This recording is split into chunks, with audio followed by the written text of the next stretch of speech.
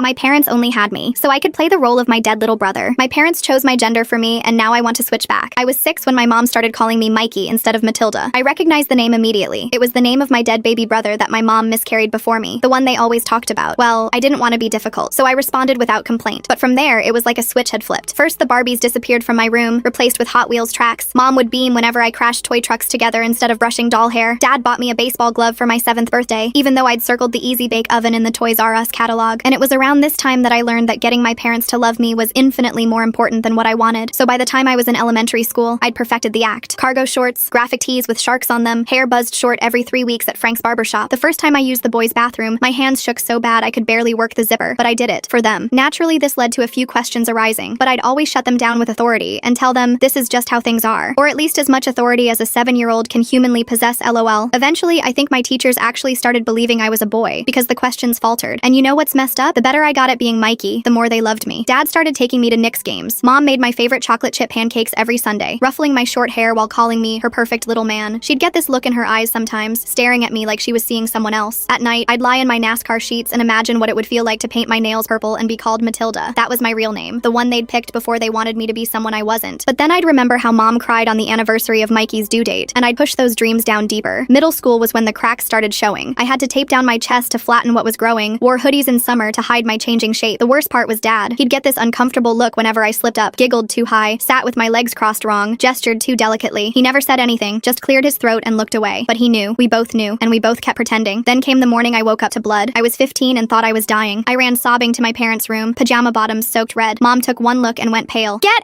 out!" she screamed. "Get out! Get out! Get out!" Dad grabbed my shoulders, steered me to the hallway. His hands were shaking. "Matilda," he said. My real name sounded foreign in his mouth. "We need to talk." That's when he told me everything. "When you were born a girl, Mom couldn't handle it," Dad whispered. "The doctor said playing along might help her heal." Rage boiled my blood. 9 years, I said. "You made me pretend for 9 years. It was the first time my family gave me permission to be angry, and now it was all coming out at once. Just do it for a little longer," he begged. "For her. Please. You're all she has left of him." I felt something inside me break. I'm done being your ghost. The next day, I took my babysitting money to Target, bought everything Mikey was supposed to hate. Sundresses, lip gloss, hair clips, pink everything. The girl at the register smiled and said I had great taste. I almost cried right there in the checkout line. Mom was waiting when I got home. As soon as she saw the bags, her face went dark. "What did you do?" "I'm done being Mikey," I said, pulling out a yellow sundress. "My name is Matilda." She grabbed the kitchen scissors so fast I didn't see it coming, started shredding the dress, screaming about how I was culling her baby all over again. Dad tried to stop her, but she turned on him, scissors raised. That's when I dialed 911. The cops separated us. A social worker with tired eyes asked me questions while Mom sobbed in the kitchen. "I need to see some documents," she said. "Birth certificates, medical records." Dad returned with papers, hands trembling.